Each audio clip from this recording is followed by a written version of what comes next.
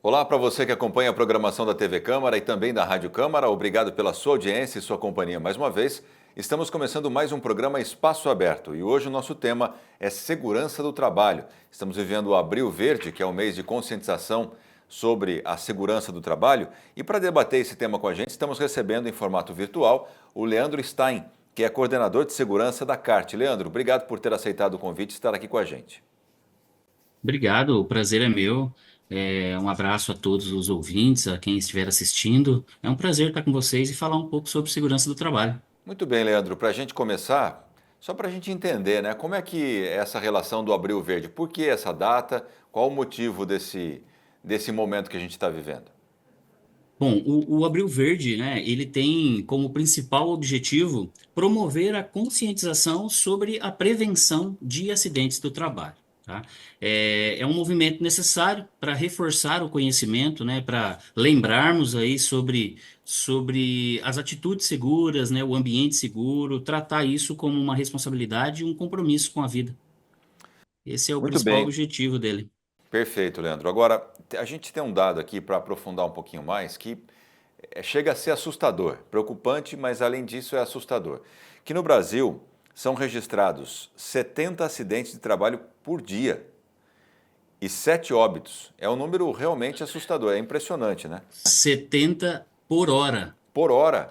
É mais assustador ainda. Exatamente, são 70 acidentes aí por hora, em torno de 7 trabalhadores que morrem todos os dias, tá? Esse número ele reflete aí vários fatores, tá? Desde falta de uma cultura, principalmente a falta de cultura preventiva dentro das empresas, a falha de adoção de medidas corretivas, treinamentos insuficientes, enfim. É muito subestimado os riscos que existem dentro de uma empresa, né? Dentro de um setor, dentro de uma atividade e essa falta, né, de uma atitude muito mais segura coloca aí a vida em risco e é onde acontecem esses acidentes.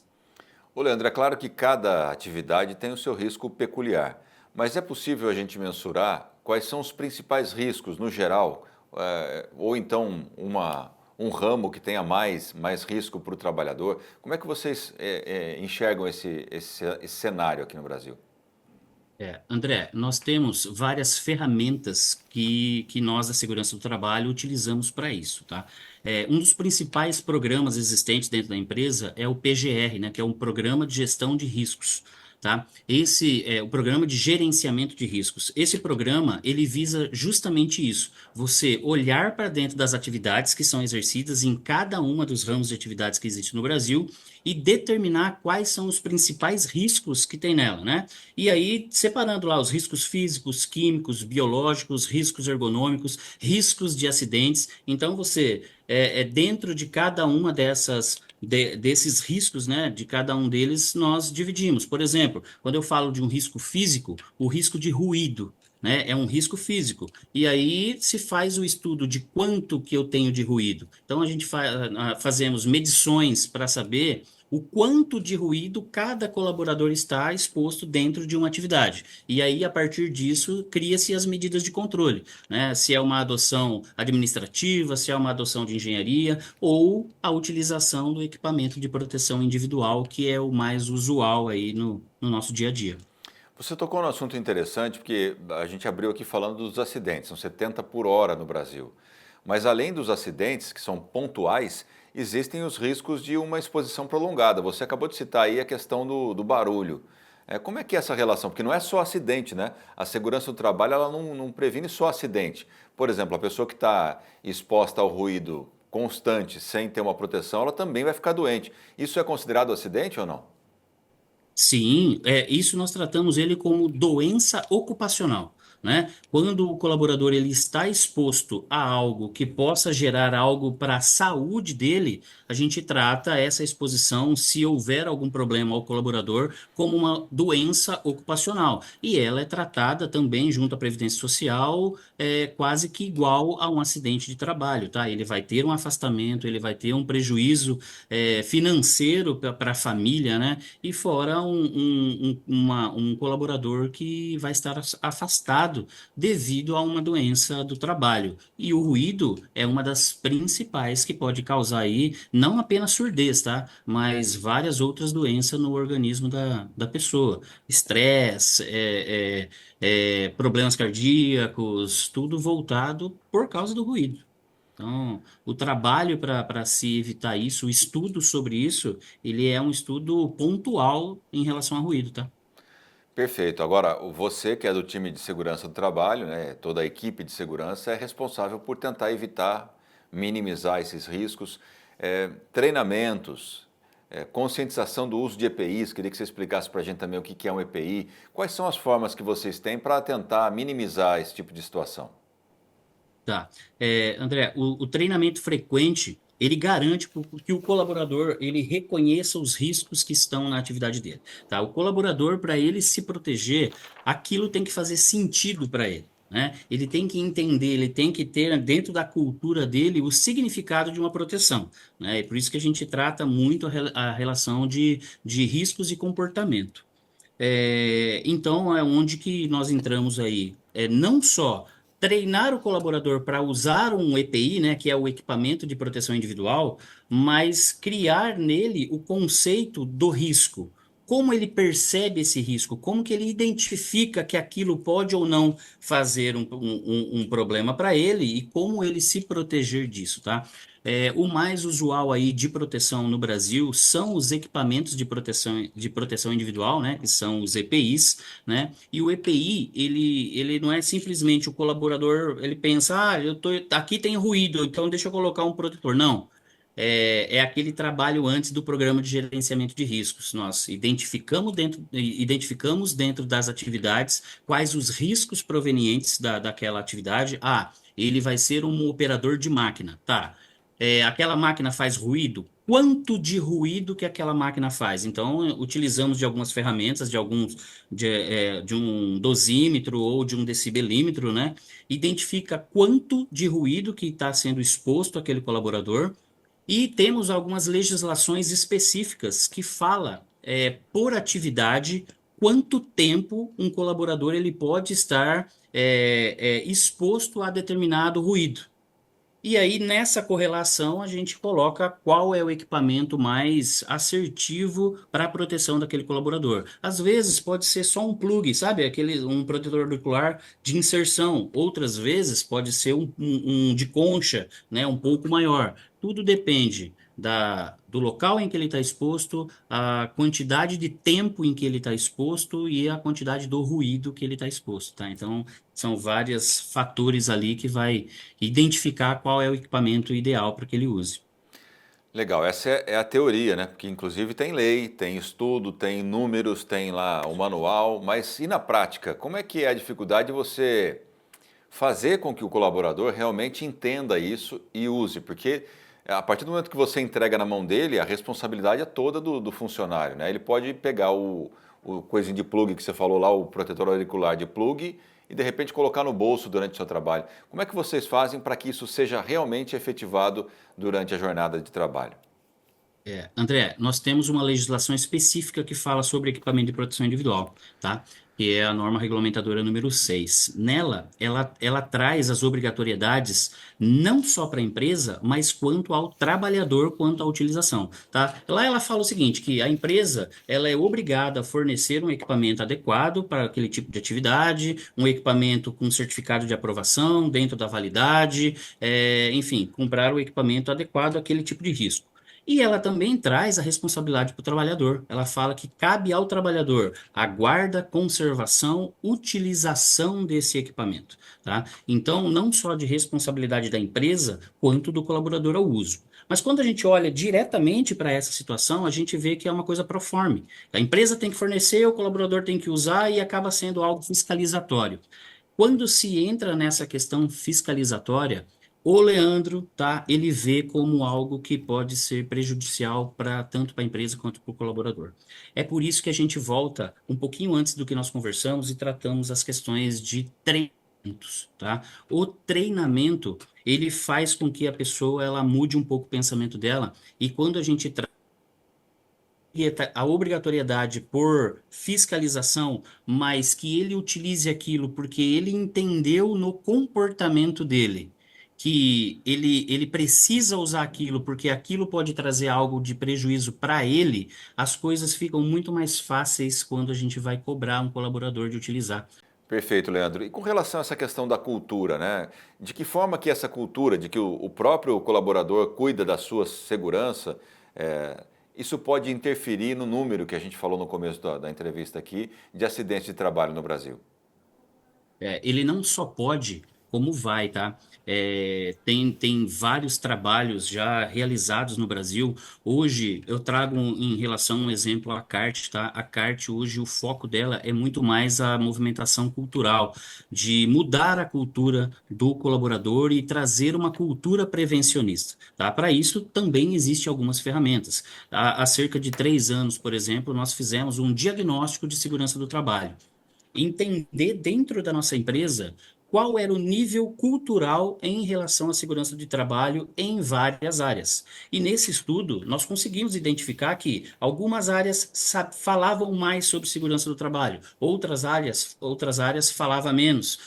Então, havia ali uma discrepância entre áreas dentro da empresa sobre a cultura de segurança do trabalho. Então, foi um trabalho muito grande de identificar planos de ações para elevar essa cultura e aí equalizar todos os colaboradores.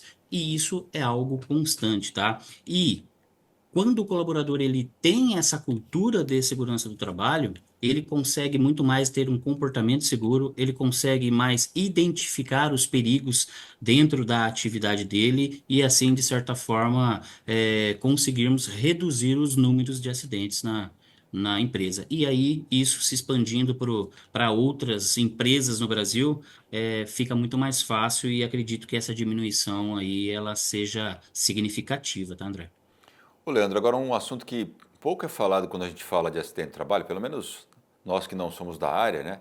Mas quando você fala em acidente de trabalho, você vai pensar numa perda de audição, em algum membro que pode ter sido quebrado aí durante um trabalho, um acidente físico mesmo. Mas e a questão das doenças, da questão psicológica do trabalhador, Leandro? A saúde mental, como é que isso está ligado também com a relação da segurança do trabalho, na sua visão? Perfeito, André. As doenças psicossociais, ela está muito em alta ultimamente, né? A preocupação em relação a esses perigos, que também são perigos, tá? Ela está muito significativa dentro das empresas. Inclusive, a norma regulamentadora número 1, ela foi modificada esse ano, teve uma atualização esse ano, né? E ela entra em vigor agora a partir de maio, se eu não me engano, a partir de 1º de maio, ela entra em vigor essa modificação da norma regulamentadora número 1, que ela fala sobre os riscos psicossociais, que são os riscos que podem aí existir dentro da atividade e que pode gerar uma doença no colaborador. Estresse, pressão no trabalho, pressão para entrega de resultados, isso tudo pode gerar problemas psicossociais. Então, dentro do programa de gerenciamento de riscos, agora, ela é necessário essa abordagem dessas doenças psicossociais. E a saúde mental, ela impacta diretamente na atenção do colaborador, tá?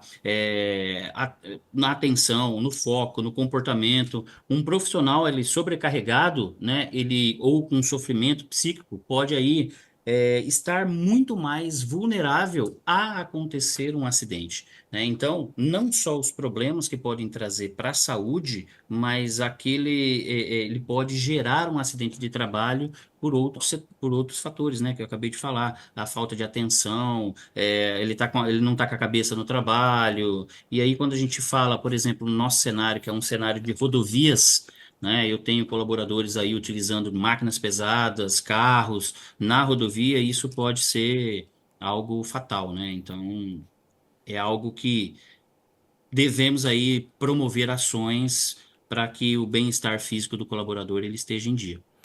Eu entendo que nessa questão da saúde mental é muito mais trabalho preventivo da empresa do que do próprio colaborador. Diferentemente do uso de EPI, que depende do colaborador colocar, às vezes o cidadão não consegue controlar a sua saúde mental, né? E se a empresa não fizer a sua parte, você vai acabar perdendo o funcionário e colocando em risco todos os outros. Acho que perfeita a sua colocação. Agora, para a gente finalizar, Leandro, na sua opinião, quais são os principais desafios do time de segurança do trabalho, não só da CART, mas como um todo no Brasil? E se hoje no nosso país nós temos a legislação já que é suficiente para que vocês tenham ferramentas para trabalhar a segurança do trabalho como um todo nas empresas?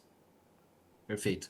André, esse é um tema muito complexo, tá? Porque olha só a discrepância. No Brasil, é o país que mais possui normas sobre segurança do trabalho. Não só normas, como leis em específico, né?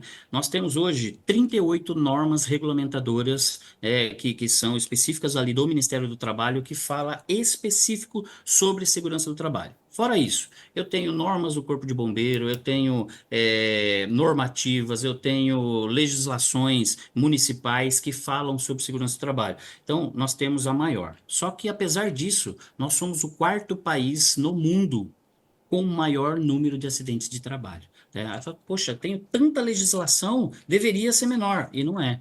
Né? Então, nós estamos ali quase que no topo do ranking de acidentes de trabalho no mundo. A legislação é um desafio, né? O cumprimento de todas as legislações, ela é um desafio, tá? Mas eu acredito que, muito além das legislações, eu volto no ponto do comportamento. Se trabalharmos aí no comportamento, criar ações para a mudança da percepção de risco do comportamento do colaborador no dia a dia, trazer aquilo como algo importante. E quando eu falo mudança do comportamento do colaborador, eu não falo somente para aqueles que estão ali, vão chamar no chamado chão de fábrica. Não, essa mudança ela tem que ser muito específica na liderança. Ela tem que ser algo que mude na liderança, né? E trabalhar a liderança como um exemplo, tá? E aí sim, a gente consegue uma mudança significativa. E eu acho que, assim, nós temos políticas públicas que incentivam a segurança do trabalho muito gigante no Brasil, que estão ali em constante modificação, né?